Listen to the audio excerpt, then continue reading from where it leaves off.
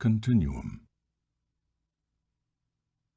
Our measure of time is arbitrary, artificial. We measure the rate of vibration of a molecule and divide that natural cycle into equal parts. The moment only flows. Like water, it can't be grasped.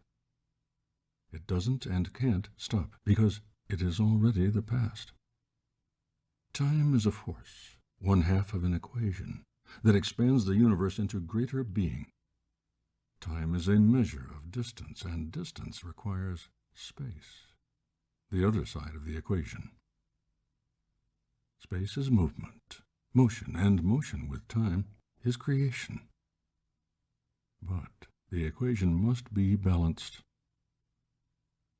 When space is all, there is no time.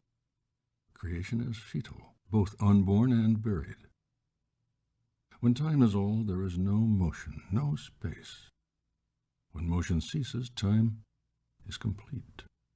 Past, present, and future fixed in the spheres, motionless and unchanging. Present. Neither can exist alone. Time and space must work as one. Time, then, is a progression of moments, not a stream, but a chain.